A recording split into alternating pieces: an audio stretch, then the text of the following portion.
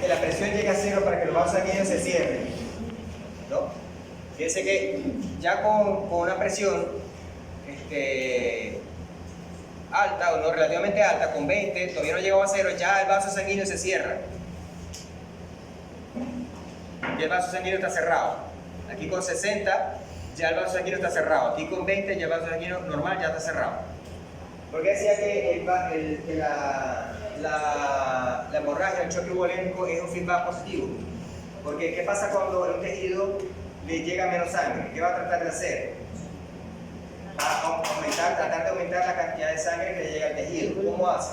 ¿Hay vasoconstricción o vasodilatación? Vasodilatación. Y si hay vasodilatación, ¿qué va a pasar con la presión? Baja. Y si hay baja de presión y hacemos vasodilatación, va a bajar aún más la presión. Y eso va a ser un círculo, va a seguir bajando y va a seguir abriendo, bajando. Entonces es un feedback positivo que nunca va a terminar y termina causando la muerte. Entonces por eso que el shock hipovolémico es un círculo vicioso o un feedback positivo sin fin, hasta que no se recupere la volemia. Por lo tanto, entonces hay hasta que llegue a la muerte. Entonces, lo más importante en un shock hipovolémico es, obviamente, evitar o frenar la pérdida de sangre, pero inmediatamente restablecer la volemia. Si tenemos sangre, le restablecemos con sangre, pero si no tenemos sangre, tenemos que restablecer la volemia, o después se restablece la sangre, pero primero hay que restablecer la volemia para aumentar la presión sanguínea, porque la causa de muerte en este caso no es la sangre, es la volemia lo que está causando la muerte. ¿Cómo se puede restablecer sin sangre? Puede ser con plasma o puede ser con solución fisiológica, con lo que tengan a mano. Pero obviamente primero hay que evitar la pérdida de sangre. Si hay una hemorragia muy grande, hay que suturar la hemorragia, evitar la hemorragia. Entonces eso se llama shock hipovolémico y es una de las causas de entrada que van a tener ustedes cuando tengan bien. La capacitancia es una función sobre todo de las venas. Decíamos que las venas, como no tienen fibra elástica, si la vena es distendida, ella no tiene tanta apuro por regresar a su sitio original. Entonces permite almacenar sangre. Obviamente, a medida que hay mayor presión, hay mayor distensión. Y también cuando hay más volumen, también hay mayor distensión. Pero eso le ocurre sobre todo a las venas. ¿Qué pasa con la edad? A medida que aumenta la edad, disminuye la capacidad de las venas de distenderse.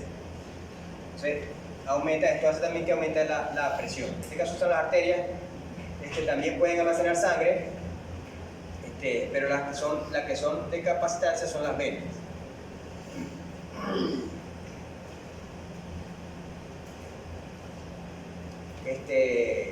Una arteria envejecida va a poder distenderse menos, que no tiene menos fibra elástica. Contiene menos sangre, aumenta la presión. ¿Qué pasa a los viejitos? La presión arterial. Decíamos que hay dos fuerzas, la presión y la tensión. Entonces, la presión es la que lleva la sangre. La presión se define, en física, se define presión como la fuerza ejercida sobre la superficie.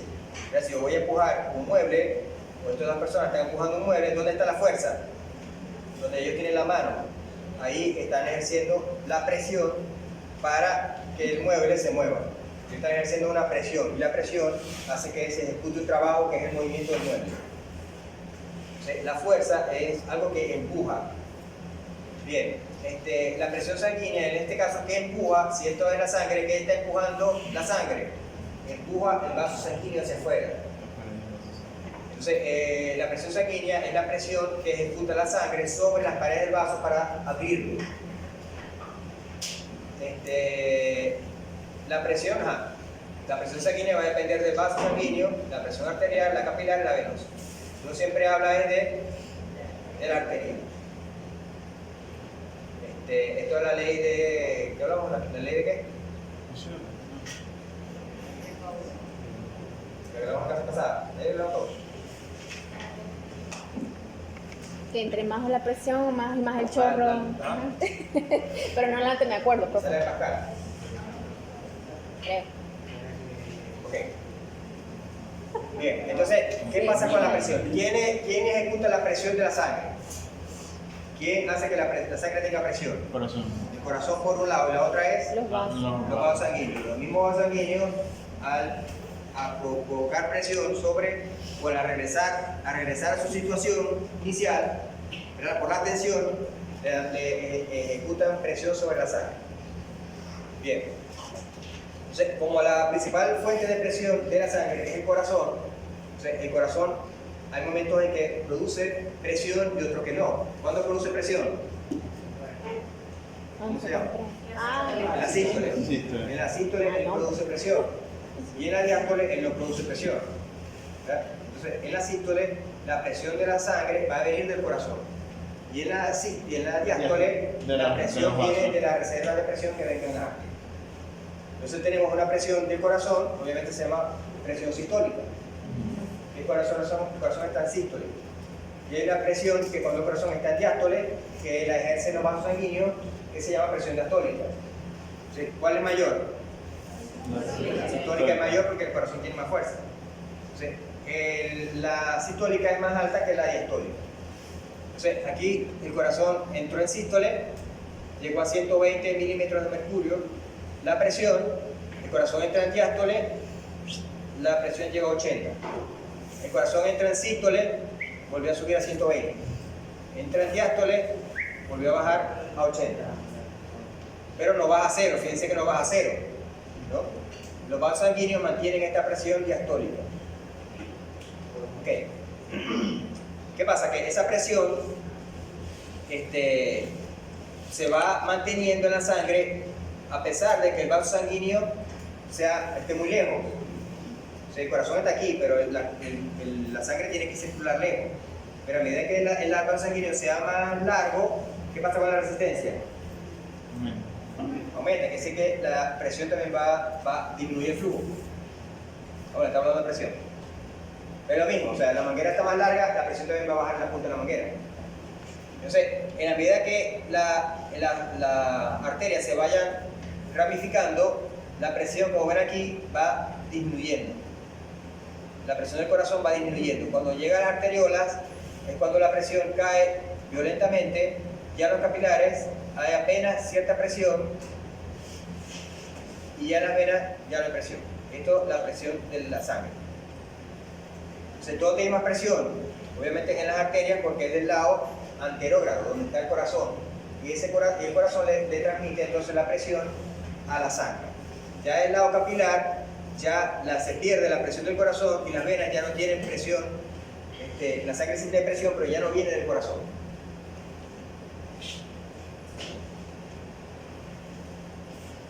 A la presión, esta presión de la sangre también se le llama presión hidrostática.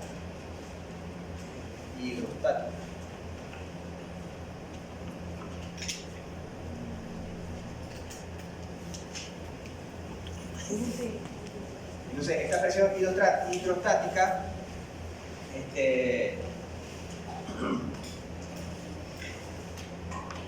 tiene una función importante a nivel de los capilares. Aquí. Es como si ustedes agarran una botella de refresco, yo la toco por ejemplo con agua porque es lo más fácil. Agarran una botella de refresco, le hacen huequitos. Con algo caliente, le hacen muchos huequitos y le pegan la manguera a la botella. Abren la manguera. De ese huequito, ¿qué pasa? ¿El agua no sale o se sale? Sale como una regadera, ¿verdad? Okay. Si ustedes abren mucho la llave, esos chorritos tienen más fuerza. Cierran la manguera, el chorrito tiene más fuerza.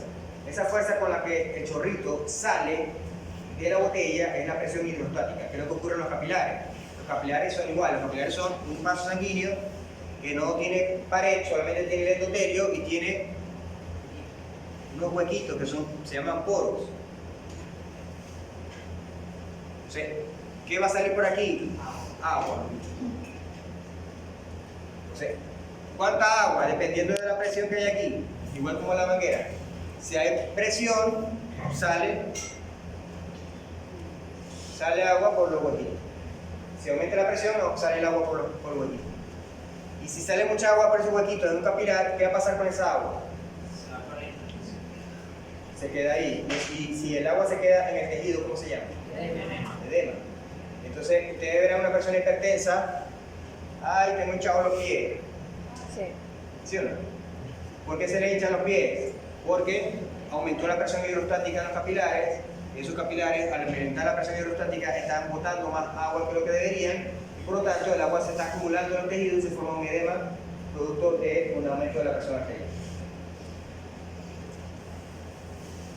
Ok.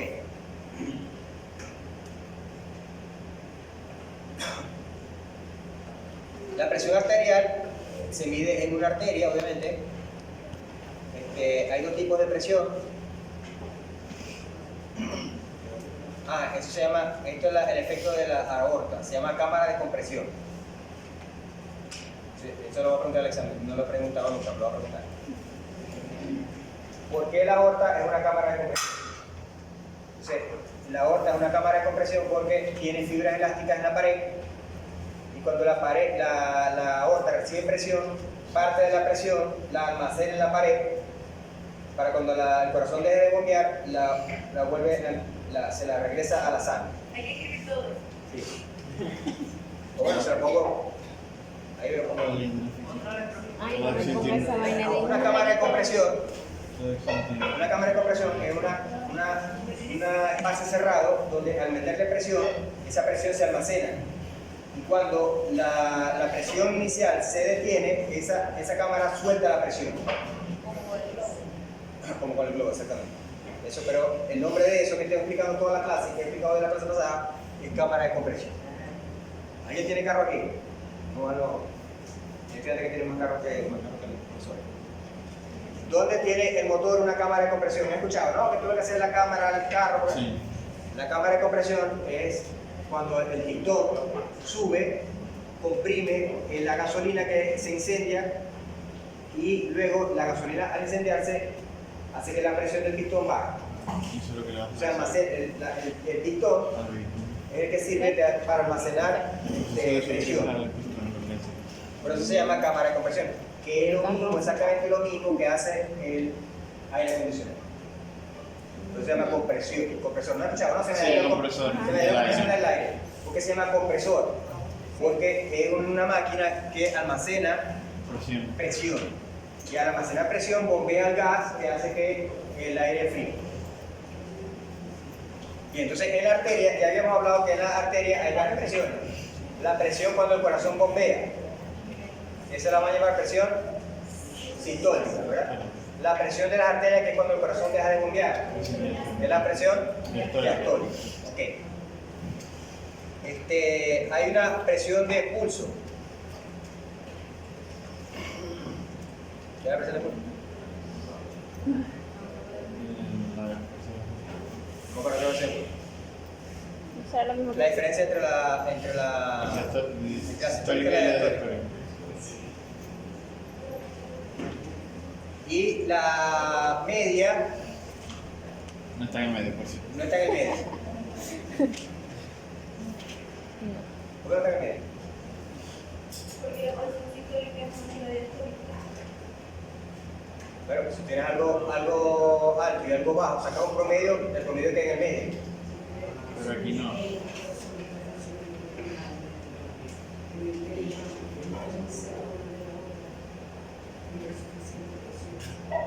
Sí, pero no.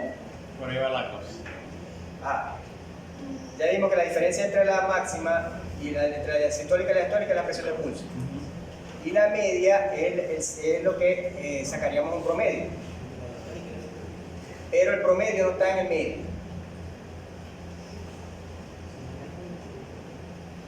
¿Por qué no está en el medio? Vamos a ver el cerebro un poquito. Si yo tengo, supongamos, en una materia, tengo 15, 15 y 15. 4, 15. Y tengo 2, 13. Supongamos, yo tengo 15 y 15 y tengo 13 y 13. ¿Cuál es el promedio de la botella? 14. 14. Fácil. Debería ser. Ahora, yo tengo los dos 15, igual. Pero ahora tengo un 13 más.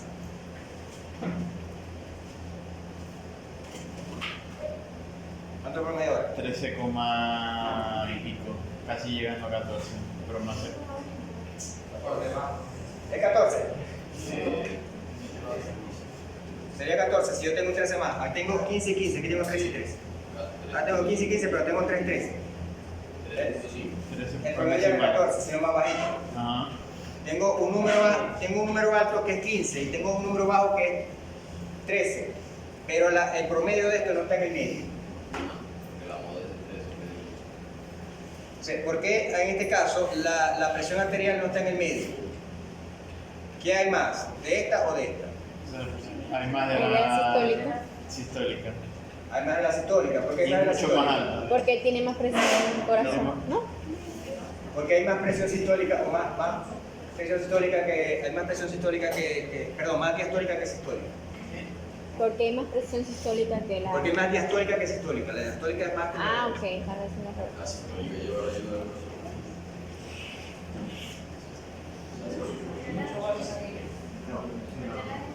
¿Por qué? Ajá. ¿Por qué hay más Pero él está diciendo por qué hay en ese ejemplo. ¿Por promedio qué? de la diastólica que de la sistólica?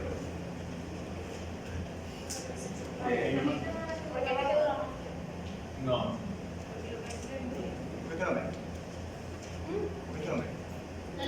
¿Cómo es tu nombre? ¿Sé qué? Ajá. ¿Sabes? No. ¿Cuál dura más? ¿La sístole o la diástole? La diástole. La diástole dura más.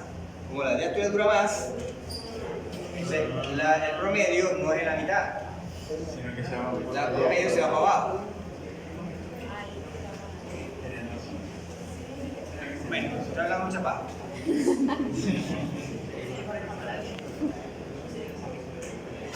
Entonces, si vemos aquí, esto de aquí es la de aquí a aquí, de aquí vamos a ver aquí, es la sístole, la sístole es aquí, hasta aquí. Esto es lo que dura la sístole y todo el resto es la diástole. Entonces la sístole dura, la diástole dura más que la sístole. Ok, ahora aquí, esto que está aquí es cuando se cierra la válvula la semilunar y esta diferencia de presión se llama incisura anticlótica. Y ahí es cuando empieza la Y aquí es cuando empieza exactamente la presión de la aorta. ¿Y eso dura cuántos segundos? Ni un segundo, 0,1. Bien, la presión arterial media no se puede medir, se calcula, y eso lo calcula la maquinita. Entonces la maquinita todo el tiempo, ¿verdad? Y ahí calcula la presión media. La presión media es lo que los médicos, cuando la persona está en cuidados intensivos, no mide tanto el pulso, no mide la presión sistólica y la diastólica, sino lo que mide es la presión media, eso lo calcula la maquinita. Este es humano. En animales también se mide, se ve aquí, este es un especial para perro, Y entonces se le mide la presión arterial. En caballo se le mide la cola, un punto de acceso más fácil. entonces aquí están, De hecho, hay dependiendo de la raza, hay cambio de presión. Este es sistólica y la diastólica, 118/74 en caballos de raza de carrera, y en estos caballos islámicos que son más grandotes, 110. si no me recuerdo, en la base de la cola del caballo, abajo, a veces se inyecta, ¿no? Ahí también se inyecta. Se saca sangre también. Lo que ustedes van a, ¿para qué es esto? Porque a ustedes les va a llegar esto. Enfermedades asociadas con hipertensión secundaria en perros y gatos. ¿Por qué se le puede subir la presión arterial a un perro? Se te va a llegar el perro con los ojos Chao. hinchados de la presión, con edemas. Entonces usted le mide la presión, a este perro está hipertenso. ¿Cuáles son las causas por las cuales el perro puede estar hipertenso? Aquí está. Una enfermedad renal, está acumulando mucho líquido, aguda o crónica, Bien. diabetes, hiperadrenocorticismo, hipoadrenocorticismo, obesidad, este es un tumor, y el altorenismo, que también es otro tumor. Entonces, ahí son algunas causas, y esto es en gato. Entonces ven aquí la presión arterial. Entonces, eso es un signo. ¿Qué es la diferencia entre síntoma y signo? Ajá.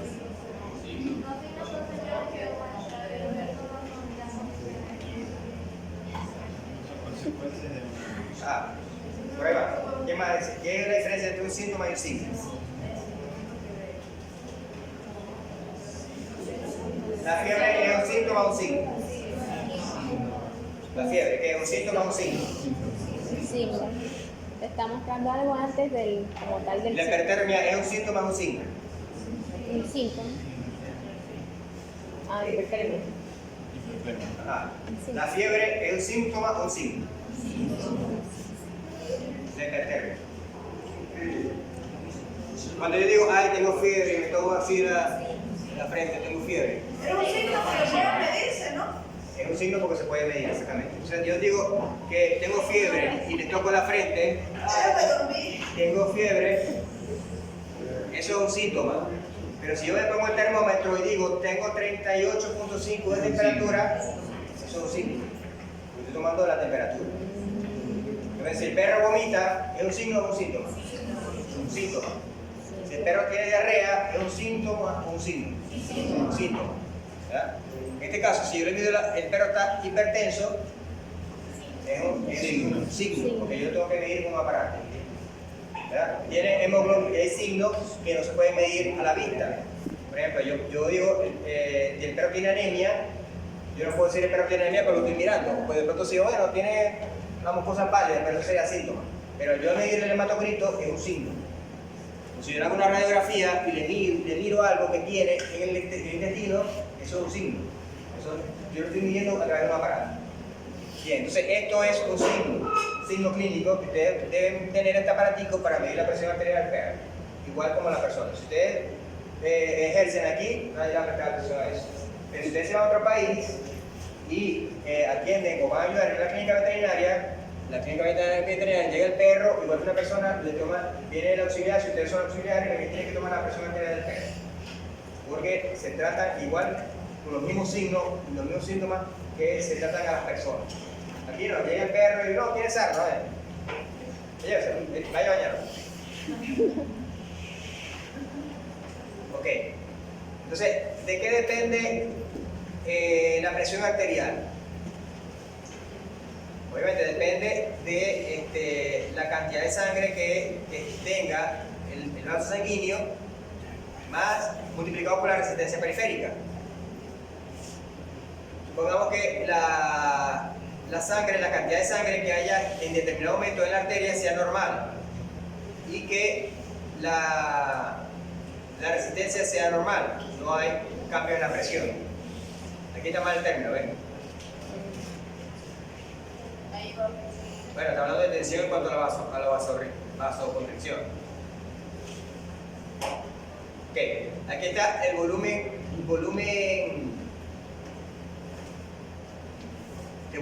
y esta es la resistencia.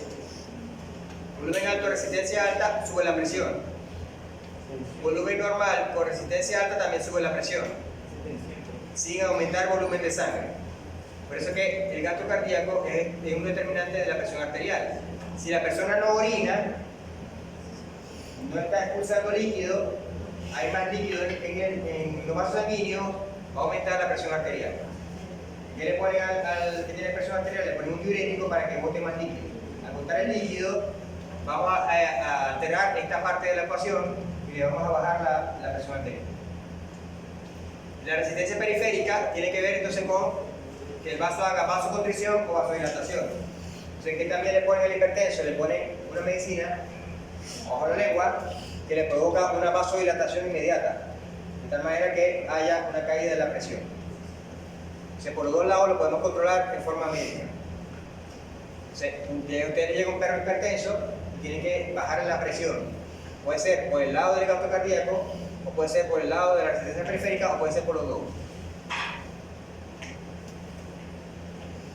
Bien, entonces el gasto cardíaco, ya dijimos que era la frecuencia cardíaca multiplicada por el volumen sistólico. El volumen sistólico va a depender de la precarga y la poscarga. La precarga es un volumen, la poscarga es una presión. Y la contractibilidad, que es el inotropismo. Y la frecuencia cardíaca tiene que ver con la frecuencia de disparo del nodo CA, de la autodepolarización, que está influido por el sistema nervioso central, por hormonas y por iones. Eso ya todo lo vimos en la clase pasada, así que ya esa lámina la entienden ahí. La resistencia periférica, ¿de qué depende? De que si la arteria está dilatada, contraída o está dilatada. Hay sustancias vasoconstrictoras y hay sustancias vasodilatadoras, ¿verdad? Aquí estas sustancias que están aquí, la vimos en coagulación, porque ya saben, cuando uno se corta, lo primero que hace el sistema hormonal es hacer vasoconstricción en el sitio. Y también habíamos dicho que el músculo liso de las arterias tenía dos formas de estimularse, nerviosa y química, ¿sí? La nerviosa es con el sistema nervioso autónomo, el sistema simpático, y la química, todas estas hormonas que están aquí. Esta es la unión de las dos, que se la estudio.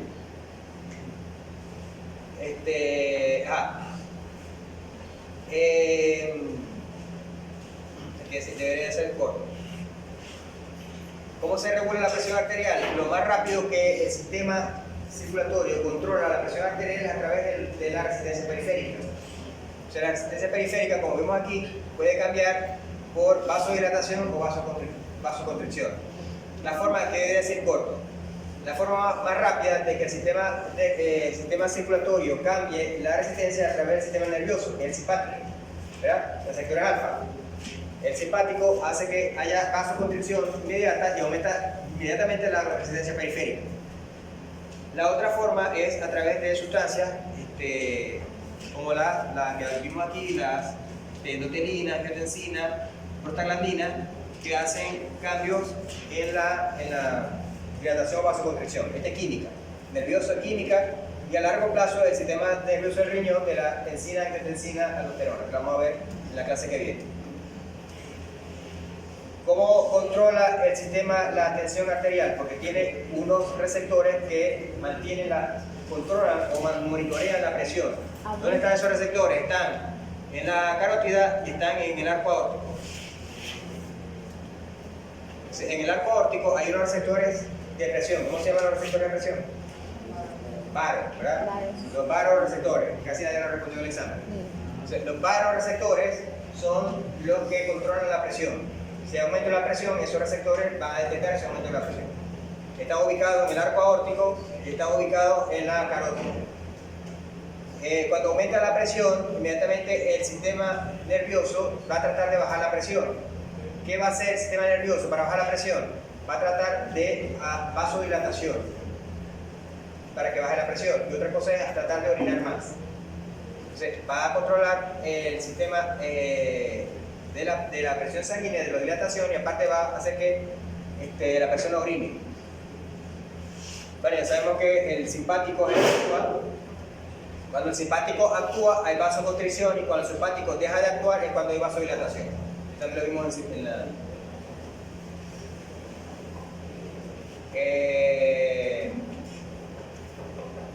Esta es la parte química. Sí. El músculo del vaso sanguíneo, esto sería la nerviosa, esta sería la química. En la química también hay químicos que son vasodilatadores, vasoconstrictores, y hay vasos que son, y hay químicas que son hormonas o sustancias que son vasodilatadores. Entonces, estas sustancias, a producir vasoconstricción, aumenta la presión, la tensión, la presión. Piensen que aquí dice tensión, pero tiene presión. Hay una confusión de términos, pero no se confundan, ¿no? Y los hipotensores son estos.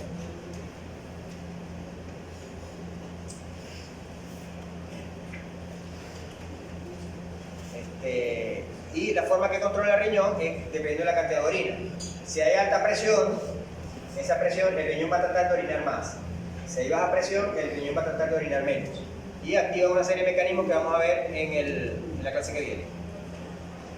Entonces, ya eso está medido médicamente, cuánto debe ser lo máximo de presión sistólica y cuánto debe ser lo máximo de presión diastólica. Entonces, lo normal estaría de 120 a 80 sería normal, o el que tenga 90 a 60 también está normal. Puede tener, por ejemplo, 90 a 70, estaría dentro de lo normal. Cuando a la muchacha le viene la menstruación, le da dolor de cabeza, se baja de 60 a la diastólica. Y la medicina que ustedes van a usar para controlar la tensión de los pacientes van a ser de estos tipos: vasodilatadores, inhibidores del simpático, diuréticos y bloqueadores del sistema angiotensina. Estos medicamentos son los que ustedes tienen que manejarse para controlar el aumento de la presión arterial de un paciente. Esto como se mide, obviamente, esto se mide con el esfigmomanómetro.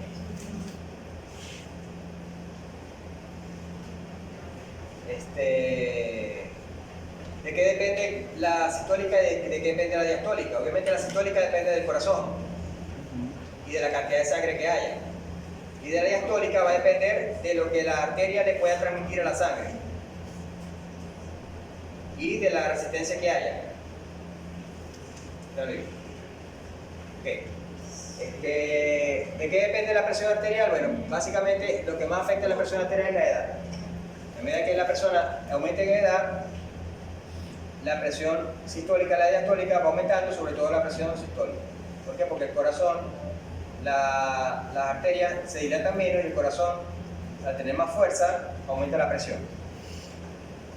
Más fuerza no, hay más resistencia, aumenta la presión. Porque la arteria no se dilata. El cambio de posición también se llama cambio o reflejo postural, que es cuando la persona se levanta de la cama y de pronto le da mareo, porque inmediatamente el cambio de posición, el simpático tiene que producir vasodilatación y vasoconstricción en diferentes sitios para poder controlar el cambio de postura. Ustedes saben que la gravedad va diferente cuando está acostado o cuando está levantado. O sea, eso lo administra el simpático. Cuando está acostado hay menos presión, cuando está levantado o la postura está de pie, aumenta la presión.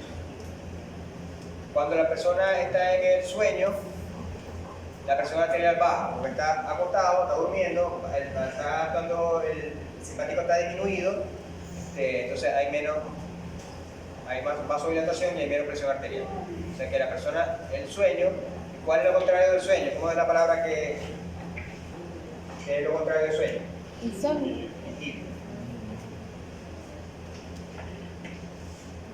Por eso que es vigilante, tiene que estar despierto. Pero por la vía ahí no está despierto, sino durmiendo, entonces le decimos dormilante, no vigilante. Entonces vigilia es lo contrario al sueño. Porque entonces, pregunto de examen, ¿qué hace la vigilia con la presión arterial? ¿Qué vigilia? Hay que hacer vigilante. Bien, el ejercicio, ¿qué creen ustedes que aumenta la presión ¿qué pasa con la presión cuando hacen ejercicio? Aumenta. Tiene que aumentar. ¿Por qué? Porque aumenta el gasto cardíaco. Al aumentar el gasto cardíaco aumenta la presión arterial. Bien.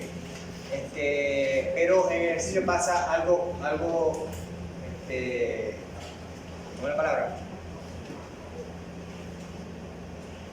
Paradójico. Es la palabra que dimos otra vez.